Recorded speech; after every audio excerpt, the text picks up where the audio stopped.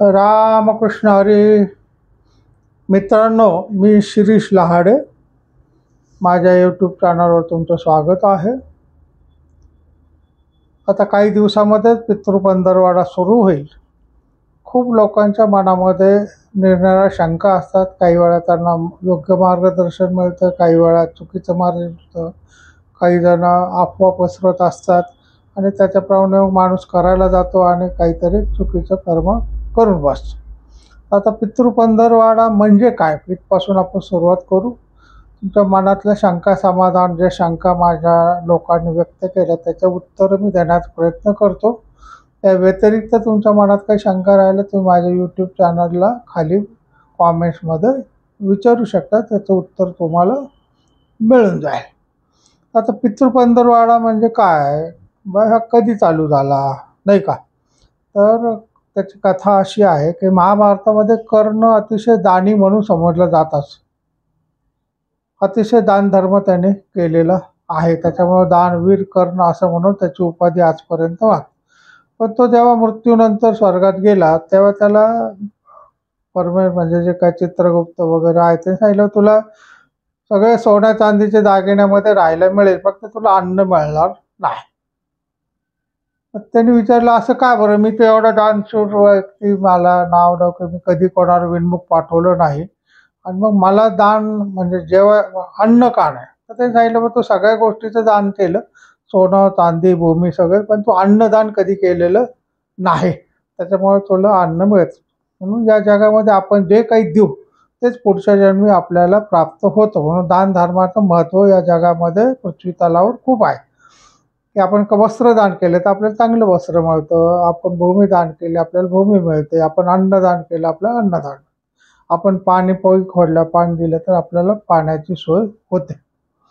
तर मग कर्णाने परवानगी मागितली की मला परत पृथ्वी तलावर जाऊन एक 15 दिवसाचा अवधी द्या, मी पृथ्वी तलावर जाऊन अन्नदान करतो. तर माझा पूर्व इतिहास विचार घ्या, माझा दान धर्माचा इतिहास विचार, मला परवानगी द्या. आणि मग त्याला देवाने परवानगी दिली आणि तो पृथ्वीवर 15 दिवस आला आणि 15 दिवस त्याने दान धर्म केला, पितरांना दान दिलं. खरं देवाने काय म्हटलं की तू तुझ्या पितरांसाठी कधीही काही दान केलेलं नाही, लोकांना दान धर्म अन्नदान केलेलं नाही, पितरांना अन्न पाणी कधी दिलेलं नाही, त्याच्यामुळे तुला देणार नाही. मग त्याने कर्णाने 15 दिवस रोज लोकांना अन्न पाणी दिलं, पितरांना तर्पण केलं, आणि मग तेव्हापासून पितृपक्ष हा चालू झाला. त्याला काही पितृपंधरवाडा म्हणतात, काही जण पितृपक्ष म्हणतात नाही का. तर हा 15 दिवस मध्ये काय करावा, ते पितृपंधरवाडा का सुरू झाला तुम्हाला सांगितलं. आता काय करावा, तर आपले आई वडील पूर्वज म्हणजे जे मृत झालेले आहेत त्यांच्यासाठी आपल्याला अन्नदान करणं गरजेचं असतं. पाणी अन्न वस्त्र आपल्याला जे जे शक्य असेल ते त्या दिवशी दान द्यावं.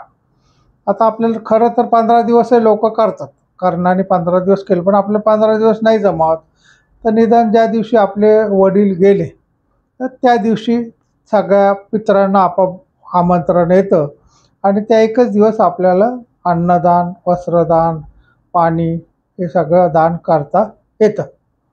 आता याच्यामध्ये ज्या तिथ्या कशा पाळायच्या, किंवा सौभाग्यवती आई गेली पण वडील जिवंत आहेत त्याचं श्राद्धविधी कसे करायचे, माणूस मेला आहे आणि वर्ष श्राद्ध झालं नाही त्याचं श्राद्ध कसं करायचं, याच्या सगळ्याची प्रश्नाची उत्तरासाठी मी तुम्हाला एक दुसरा व्हिडिओ करणार आहे, त्याच्यामध्ये तुम्हाला सगळी उत्तरं मिळतील. आता आपल्याला प्रश्न काय आहे किंवा काय करायचं आपल्याला, तर प्रत्येकाने आपल्या वडिलांच्या तिथी काढाव्यात. वडील जिवंत असतील तर आजोबांच्या तिथीला करावं, कारण घरातल्या कर्त्या माणसाच्या तिथीला बाकीच्या सगळ्यांचं आमंत्रण दिलं जातं.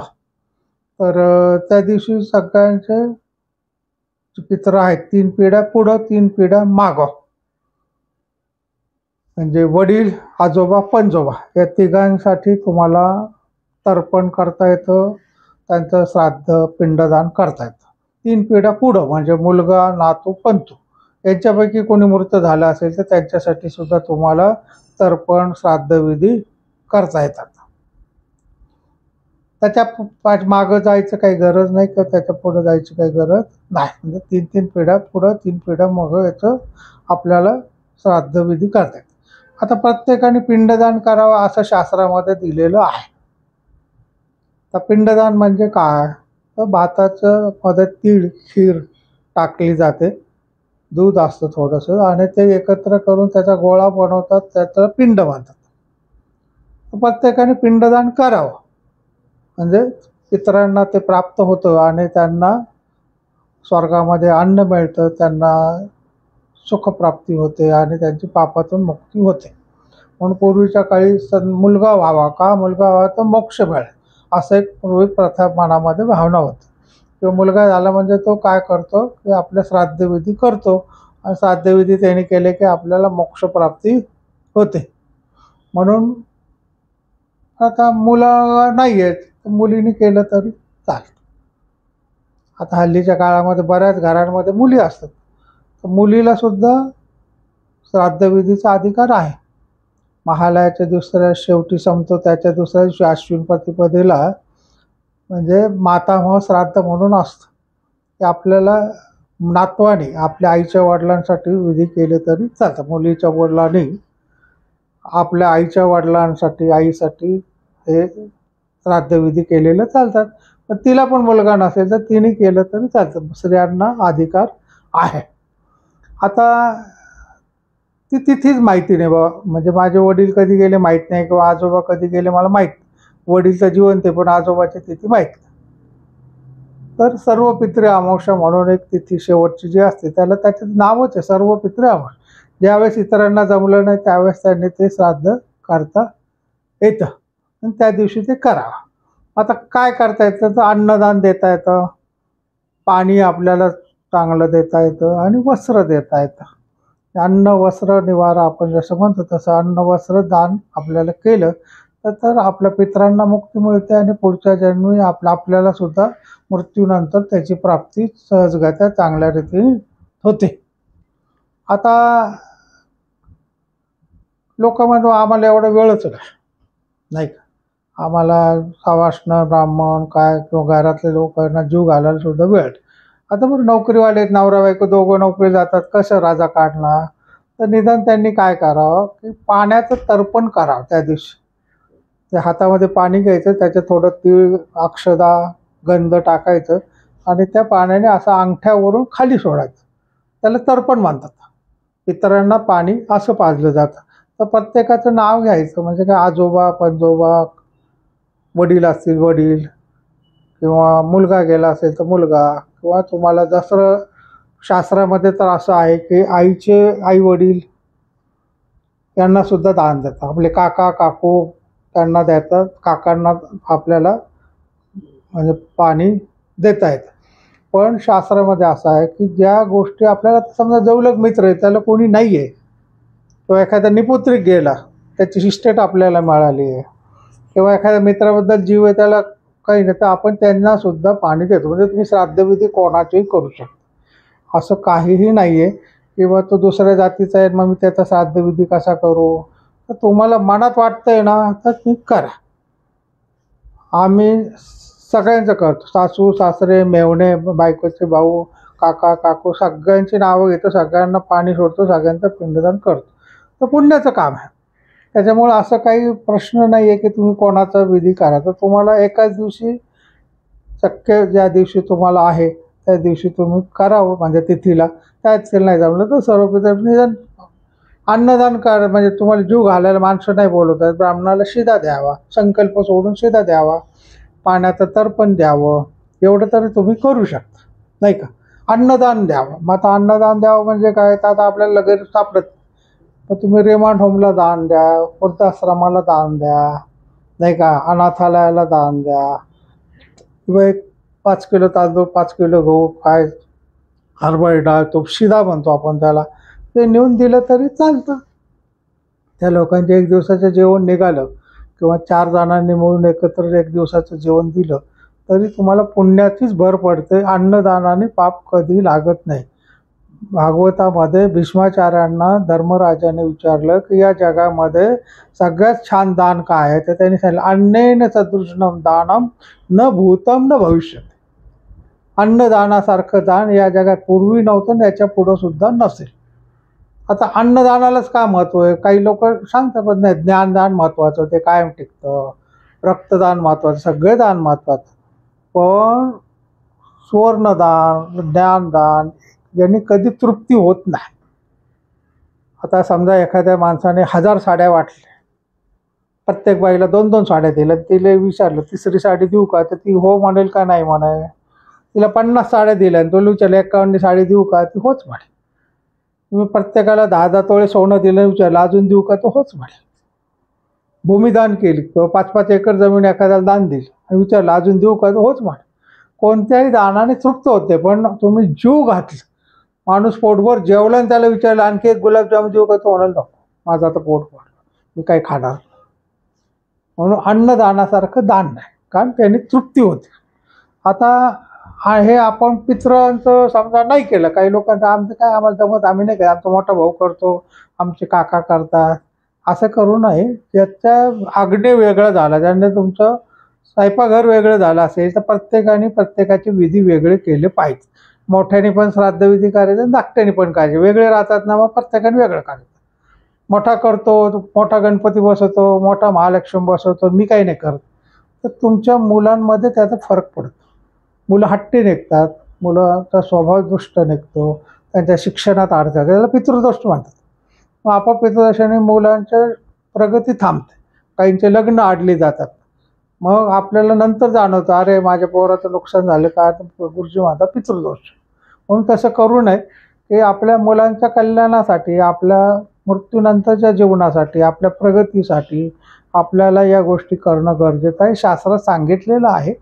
तुम्ही लोकांना विश्वास नाही वाटत. मला एक सांगा, पिंडदान जेव्हा चालतं 10व्याचं, त्याला कावळा चूर का खातो? पोपट येऊन, चिमणी येऊन का नाही खात? तुम्ही पाहिलं का कधी चिमणीने येऊन टोच मारले, पोपटाने येऊन त्या पिंडाला शिवला? कावळाच येतो, दुसरा पक्षी का बरं येत नाही?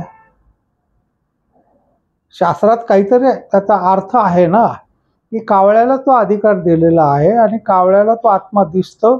तो पहा, काही वेळा शेजारी तुम्ही स्मशानभूमीत जर गेला तर शेजारी तुम्हाला पिंडदान चालू होतं. एक कावळा येतो, त्या पिंडात दुसरा शिवतो, पण एखाद्या माणसाच्या पिंडात तासभर वाचला तरी हात लावत.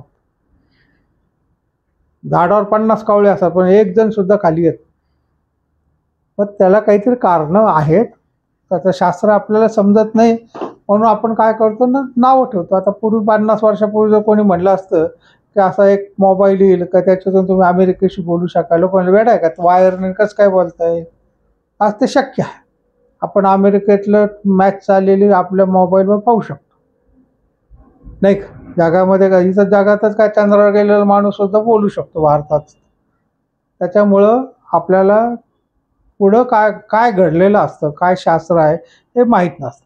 आता सोपी पद्धत म्हणजे काय, मी तुम्हाला सांगते. व ज्याला काहीच करणं शक्य नाही त्यांनी अन्नदान, वस्त्रदान करावं. गाय, कुत्रा, कावळा यांना खाऊ घालावं.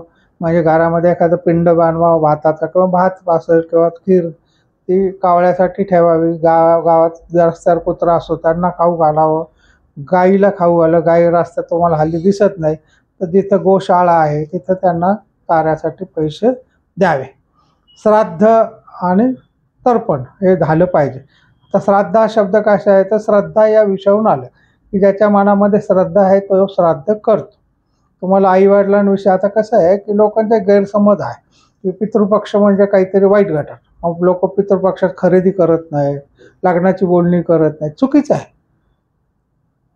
श्रावण मासापासून आपला चातुर्मास चालू होतो, आषाढापासून. मग वारी असते, विठ्ठलाची भक्ती असते आषाढ महिन्यामध्ये. श्रावणामध्ये शंकराची भक्ती करतात, नाही का? त्याच्यानंतर तुम्हाला गोकुळाष्टमी श्रावणात येते, भगवंताची येते, सगळ्यांची येते. भाद्रपदामध्ये गणपतीचे 10 दिवस असतात, नवरात्रात देवीचे 9 दिवस असतात. तसं आई वडिलांची, आपल्या पूर्वांची आठवण म्हणून 15 दिवस ठेवलेले आहेत. मग आपले आई वडील घरी जेवायला येणार, हे पाप आहे का, भीती आहे का, ते भूत आहेत का? नाही ना. जसं गणपतीची पूजा करतो तसं आपल्या आईवडिलांची पूजा कराय म्हणून तर पितृपंधरवडा. पण लोकांनी काय केलं, त्याला चुकीचं रूप दिलं. पितृपंधरवडा म्हणजे अशुभ. मग पितृपंधरवडा म्हणजे काही खरेच नाही, काही नवीन नाही, काही चांगलं बोलायचं नाही, त्याला अशुभ मानायचं काही कारण नाही आहे. सगळ्यांच्या देवांची पूजा करतो तसे आपले पूर्वजांची सुद्धा आपण श्राद्ध म्हणजे काय, श्रद्धेने, की त्यांच्याबद्दलचा त्यांनी जीव आम्हाला वाढवलं, त्यांनी आमच्यासाठी घर बनवलं, त्यांनी आमच्या शेती ठेवली, याची त्यांच्या परोपकाराची जाणीव म्हणून त्यांच्यासाठी आपण हे 15 दिवस पाळतो. तर तर्पण कोणाचे करायचे ते सांगितलं. ज्यांना आता शिवाय ज्यांना संतती नाही, आपल्या काका काकूंना किंवा संतती नाही किंवा मामाला संतती नाही, त्यांचंसुद्धा तर्पण आपण करायला हरकत नाही. तिथीला जमलं नाही तर सर्व पितृ अमावस्याला आपण श्राद्ध करायला पाहिजे. एक दिवस तरी आपल्या पूर्वजांसाठी वेळ काढला पाहिजे. मोठा भाऊ करील आणि धाकटा भाऊ करील आणि मी नुसता रिकाम बसेल तर तुमच्या मुलांमध्ये प्रॉब्लेम तयार होतो. आज आपण इथं थांबूया. कोणतं श्राद्ध कधी करावं, कसं करावं, याच्यासाठी मी दुसरा व्हिडिओ बनवत आहे, तो अवश्य पहा. माझ्या यूट्यूब चॅनलला सबस्क्राईब करा, लाईक करा आणि शेअर करा. रामकृष्ण.